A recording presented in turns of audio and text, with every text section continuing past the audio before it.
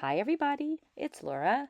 Thank you so much for joining me on my channel. Today I have a layout that I created using the June Shimmerz Color Kitz collection. The June kit is still available on the Shimmerz website. You can purchase the paints, you can purchase the papers and embellishments, or you can purchase everything together in a big bundle. And I also want to mention before I forget that when you place an order with Shimmerz Paints, if you put my name in the comments box, you'll receive a free paint.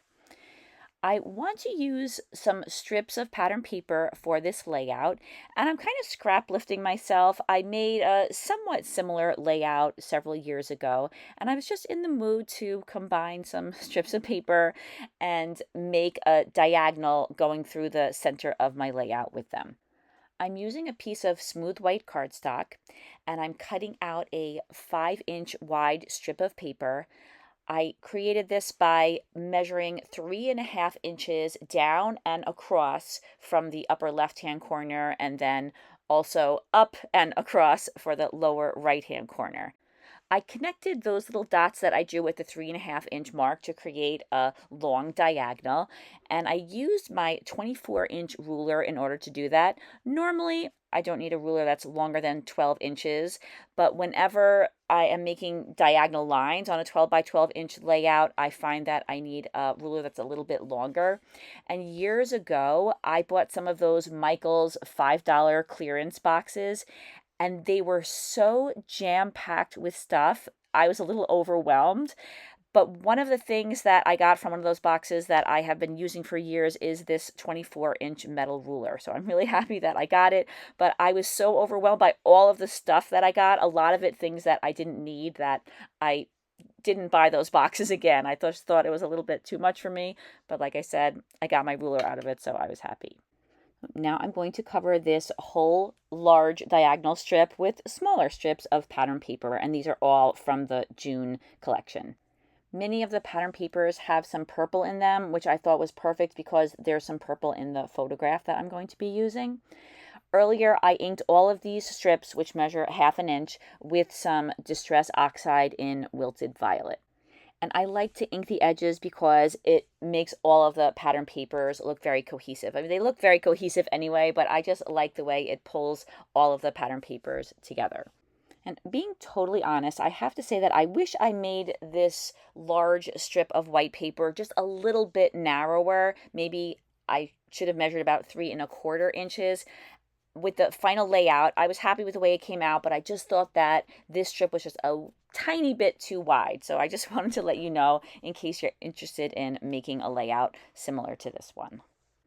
And I have to say, I do love the way all of those beautiful patterns look right next to each other. That's something that I love about using strips of paper. I think that you can really appreciate all of the different patterns in one layout. Then I went in with my scissor and I trimmed off just a little bit of white cardstock that was still visible. And then I used my dauber and I inked all around the outside edge of this large strip of paper. Now I'm going to create a mixed media background. So I am drawing some pencil lines to give me an idea of where this strip of paper is going to be on the background. It makes it a little bit easier for me to apply the mixed media. And I just wanted to let you know that the background that I'm making right now is not the one that ends up being the background for my layout. The first time I made the background, the camera didn't record it, so I decided it wasn't a big deal to just go ahead and make another one. But I really liked the first one better. The colors were a little bit lighter, so I used the exact same procedure, except that I just added a little bit more water to the colors, and I was a little bit more light-handed with the colors on the background that I actually used. But in a little while, I believe that you're going to see both backgrounds, and you'll be able to see how they were very similar. The first color that I'm using is a Vibez called Frostbite, and it's one of the colors that's included in the June kit. And I forgot to mention that the paper that I'm using here is a piece of 12 by 12 inch, 120-pound gessoed white cardstock. That's quite a mouthful. And that's one of my favorite ways to start out a mixed media layout. So you can see that I dried the background and then I went back in with another layer of this beautiful, vibrant royal blue color. And I think that another major difference between this background and the one that I ended up using is that I added a little bit less of this color. This is a gorgeous color, but for the purposes of my layout, I wanted to have a little bit more of the next color that I add, which you're going to see in a few moments. And I'm using a lot of splatters on this background. I wanted there to be a lot of scatter in the color all around these straight lines that I'm following. And although I'm following two straight lines in adding the color, I didn't want the areas of color to look like straight lines. I wanted there to be some scatter around those areas.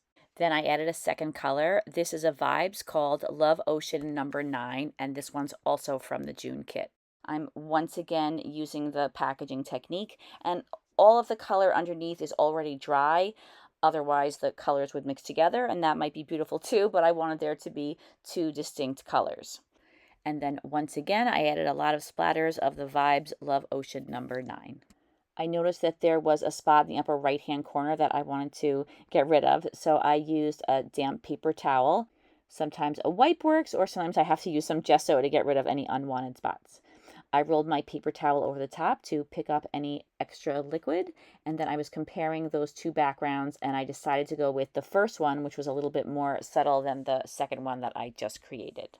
So the steps that I used to create the two backgrounds were the same, but of course there were some differences and no two backgrounds are going to be exactly alike. Now I'm creating a mat for my photo, and once again I used the Vibez Love Ocean number 9. And I used a piece of watercolor paper that I had in my stash, and I put several layers of the color on because I wanted the mat to be on the darker side. I have my photo mounted on some white cardstock, and then again I'm going to mount it on that mat that I just made. And now my background is completely dry, so I'm using some ATG adhesive, and I'm attaching the diagonal strip down to the background. I was thinking that it might look nice to have a white border between the large diagonal strip and the mixed media background, so I used one of the punches that was in my stash.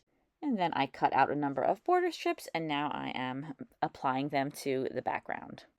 And I don't use this border punch too much, but I realize that I really like it because there's a pattern on both sides of the paper. Usually border punches have one side that's just straight and then the other side is more decorative, but this one has, like I said, a little bit of a pattern on both the outside and the inside edge. I've had this photo in my stash for quite a while. I was just waiting for the right pattern papers to scrapbook it. This is a picture of my younger daughter, Julia, with her best friend growing up, and I just thought this was a really cute picture of the two of them. I love using banners on layouts, so I wanted to put a banner underneath the photo. I have a number of banner dies in my stash, and I don't know the manufacturer of this die. It might be an unbranded die. I'm sorry, I didn't used to save the packaging that my dies came in. I really like this die. It fits so nicely underneath a photo. The banner has some very small openings in it, so I cut out some pieces of paper to go behind each of the banners so that you could see a little bit of purple peeking through. I'm using the same inexpensive watercolor paper that I used to make the mat that goes around the photo. And once the paint dries, I use some gel glue and I attach each of those purple banners to the back of the larger banner. And once they were glued down, I found that I made the purple banners just a little bit too big, so I had to go back in with my scissors and trim away the excess. So the smart thing to do would have been to allow the banner to dry before attempting to attach it down to the layout, but I was a little bit too impatient.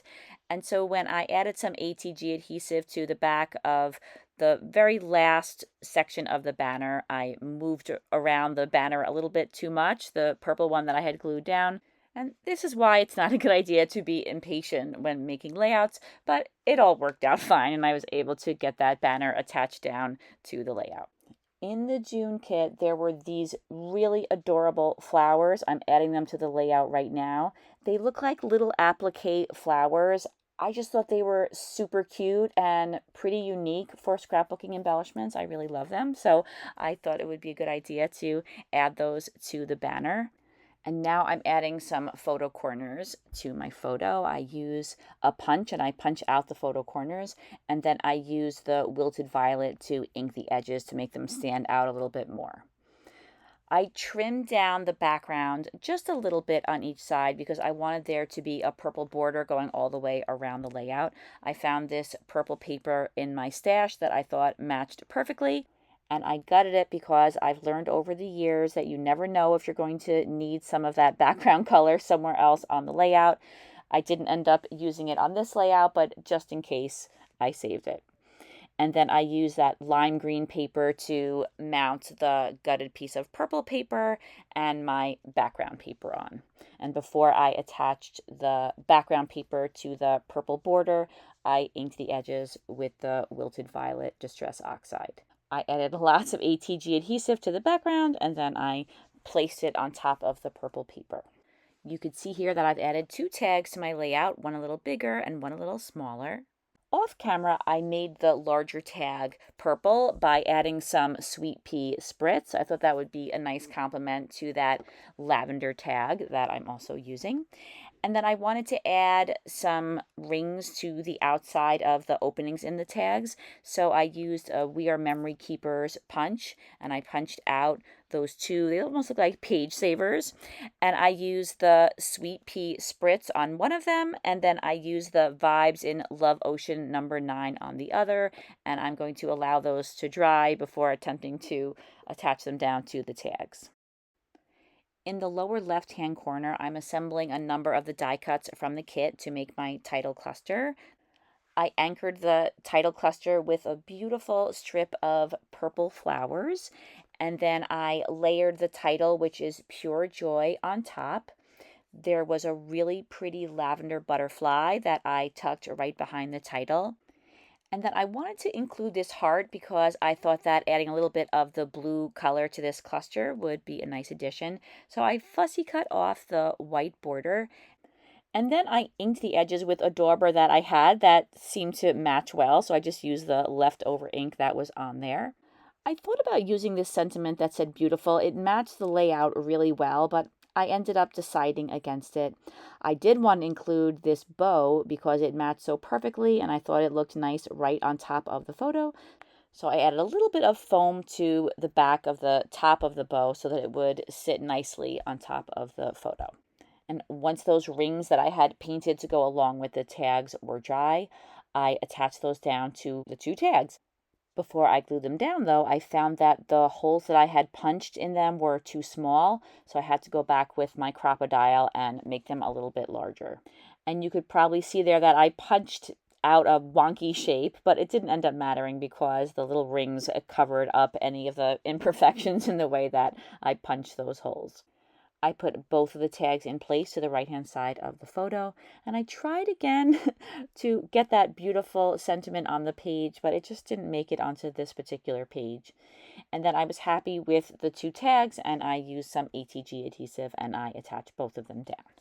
Before I made the layout, I went through all of the die cuts from the June kit, and I picked out all of the die cuts that had a little bit of purple on them. And one of my favorites were these really pretty small flowers. There were 3 of these die cuts, so I thought that these would look nice scattered across the page. So I included 2 of them on the tags, and I also included 1 on the title cluster. I wanted to add a few more little embellishments to finish off the page, so I used some bows from my stash and I embellished the 2 tags. And then I also added some enamel dots to the photo corners. I started off with a slightly darker color, and I thought that that looked a little bit too dark, and I decided that I would switch all of those out for a lighter color. And then I wanted to add a little bit of sparkle to the page. So I'm using 2 different size rhinestone stickers. One size is a little bit larger. Those are made by Trico. And then the smaller ones are made by Angel's Crafts. And I just like the way this adds a little bit of shine and sparkle to the layout, but not too over the top. I added the smaller jewels on the die cut flowers and the butterfly, and then I used the slightly larger ones to embellish the banner and the bows and also the blue heart that's on the title cluster. And that was the very last touch. This layout is complete, and here are some close-ups. As always, thank you so much for watching. I really hope that you enjoyed this video. In the description box, you'll find a link to the Shimmerz website where you could check out all of their fabulous products, including so many different colors of lots of different varieties of paints. I hope you have a fantastic day, and I hope to see you again soon. Take care, everybody. Bye-bye.